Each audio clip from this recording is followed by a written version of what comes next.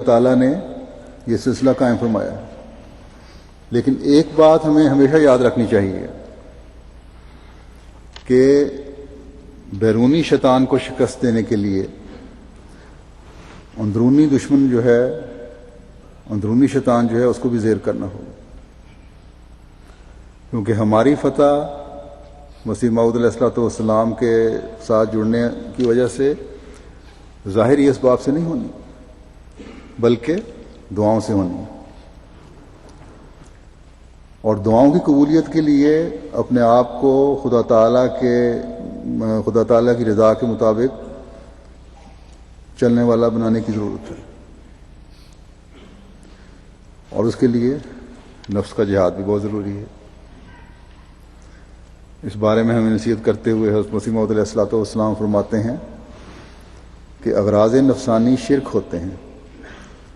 وہ قلب پر حجاب لاتے ہیں، اگر انسان نے بیعت بھی کی ہوئی ہو تو پھر بھی اس کے لیے ٹھوکر کا باعث ہوتے ہیں۔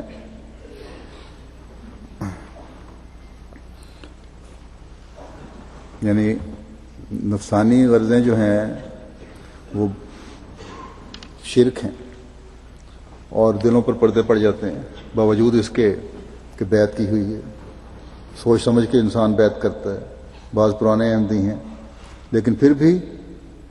بعض ایسی باتیں ہو جاتی ہیں جو ٹھوکر کا باعث بن جاتی ہیں۔ فرمایا ہمارا سلسلہ تو یہ ہے کہ انسان نفسانیت کو ترک کر کے خالص توحید پر قدم مارے۔ بس ایک احمدی کا فرض ہے کہ تمام قسم کی نفسانی اغراض سے اپنے دلوں کو پاک کرتے ہوئے اللہ تعالیٰ کی توحید کے قیام میں لگ جائے۔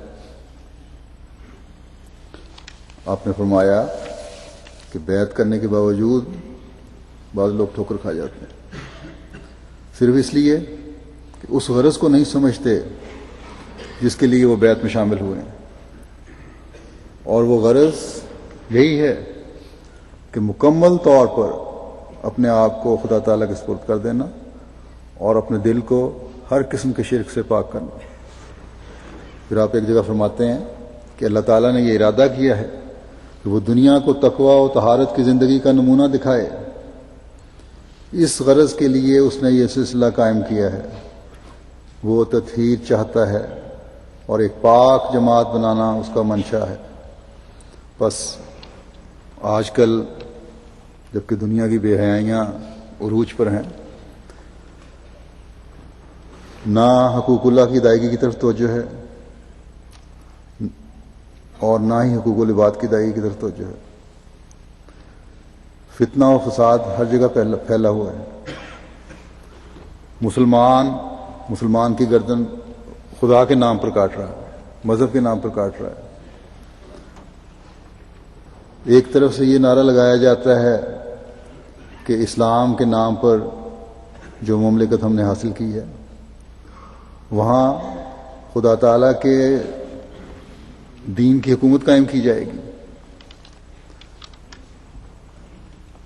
اور دوسری طرف مذہب کے نام پر اپنی ذاتی اغراض کی خاطر کلمہ گوؤں کے خون سے ہولی کھیلی جا رہی ہے۔ اور آج دنیا میں پاکستان کا تصور ایک ظلم و بربریت کے خوفناک نمونے کے طور پر ابھر رہا ہے۔ اللہ تعالی ہمارے ملک پر بھی رحم کرے، اس کی خاطر جماعت نے بہت قربانیاں دی ہیں۔ اس بات کو ہر پاکستانی احمدی کو یاد رکھنا چاہیے۔ بس آج اگر اس ملک کو کوئی بچا سکتا ہے تو اس فسق و فجور اور فساد اور ظلم کے سمندر میں صرف ایک کشتی ہے جو حضرت مسیح موعود علیہ الصلوۃ والسلام نے تیار کی ہے، اور جس پر آج اللہ تعالیٰ کے فضل سے ہم سوار ہیں۔ بس ایک خاص کوشش کے ساتھ اپنے آپ کو بھی ہمیں اس کا اہل بنانے کی ضرورت ہے، اور اللہ تعالیٰ کے حضور جھکتے ہوئے اپنے ہم قوموں کے لیے خاص دعا کی ضرورت ہے کہ وہ عقل سے کام لیں اور اپنے نام نہاد رہنماؤں کے پیچھے چل کر اپنی زندگیوں اور ملک کی زندگی کو داؤ پر نہ لگائیں۔ بہرحال یہ دو بڑی اور اہم ذمہ داریاں ہیں جو ایک احمدی پر عائد ہوتی ہیں،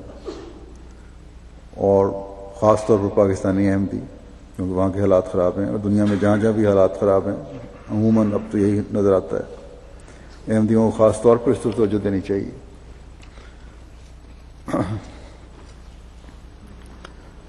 وہ احمدی جن کو اللہ تعالیٰ نے آسودہ حال بنایا ہوا ہے، بعض اوقات اپنے احمدی ہونے کے مقصد کو بھول جاتے ہیں، دنیاوی کاموں میں ضرور سے زیادہ پڑ جاتے ہیں، کئی شکایات آتی ہیں، جماعتی روایات اور اسلامی تعلیمات کا خیال نہیں رکھا جاتا۔ توحید کے قیام کے لیے جو سب سے اہم کام ہے اور جو انسان کا مقصد پیدائش ہے، یعنی عبادت کرنا اور نمازوں کی حفاظت کرنا، اس کی طرف پوری توجہ نہیں دی جاتی۔ بس بڑا خوف کا مقام ہے کہ ہمارے میں سے کسی ایک کی بھی کمزوری اسے اللہ تعالیٰ کے اس فرمان کا مصداق نہ بنا دے کہ لیسا من اہلک کا، کہ تیرے اہل میں سے نہیں، انہ غیر صالح، انہ عمل غیر صالح، کہ یقیناً اس کے عمل غیر صالح ہیں۔ اللہ نہ کرے کہ کبھی کسی بیت میں شامل ہونے والے کا مقام خدا تعالیٰ کی نظر میں ایسا ہو۔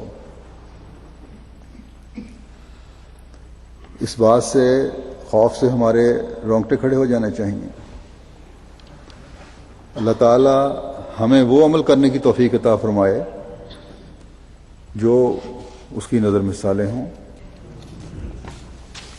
ہم اپنے زوم میں اپنے آپ کو اپنے خود ساختہ نیکیوں کے معیار پر پرکھنے والے نہ ہوں، بلکہ وہ معیار حاصل کرنے کی کوشش کریں جو اس زمانے کے امام نے اپنی جماعت سے توقع رکھتے ہوئے ہمیں بتائیں۔ آپ فرماتے ہیں کہ جب تک ہماری جماعت تقوی اختیار نہ کرے نجات نہیں پا سکتی۔ خدا تعالیٰ فرمایا کہ خدا تعالیٰ اپنی حفاظت میں نہ لے گا۔ پھر آپ فرماتے ہیں خدا تعالیٰ نے اگرچہ جماعت کو وعدہ دیا ہے کہ وہ اسے اس بلا، یہ تعاون کا ذکر ہے، سے محفوظ رکھے گا، مگر اس میں بھی شرط لگی ہوئی ہے کہ لم یلبسوا ایمانہم بظلم، کہ جو لوگ اپنے ایمانوں کو ظلم سے نہ ملاویں گے وہ امن میں رہیں گے۔ اس زمانے میں بھی بہت سی بلائیں منہ پھاڑے کھڑی ہیں، قدم قدم پر کھڑی ہیں، ان سے بچنے کے لیے بھی یہی اصول ہے جو حضرت مسیح موعود علیہ الصلوۃ والسلام نے بیان فرمایا۔ پھر دار کی نسبت وعدہ دیا تو اس میں بھی شرط رکھ دی کہ الا الذین علوا من استکبار، اس میں علوا کا لفظ کے لفظ سے مراد یہ ہے کہ جس قسم کی اطاعت انکساری کے ساتھ چاہیے وہ بجا نہ لاوے، جب تک انسان حسن نیتی جس کو حقیقی سجدہ کہتے ہیں بجا نہ لاوے تب تک وہ دار میں نہیں ہے، اور مومن ہونے کا دعویٰ بے فائدہ ہے۔ اس فرمایا کہ حقیقی اطاعت اور انکساری جو ہے جب تک وہ نہیں بجا لاؤ گے، یہ سب دعوے جو ہیں وہ غلط ہیں کہ ہم مومن ہیں، ہم نے بیعت کی ہے۔ بس یہ معیار ہیں جن کی ہم سے توقع رکھی جا رہی ہے۔ بس تقوی کی راہوں پر چلنے کی کوشش اور اطاعت اور انکساری کے اعلیٰ معیار حاصل کرنے کی کوشش ہے جو ایک احمدی کو کرنی چاہیے۔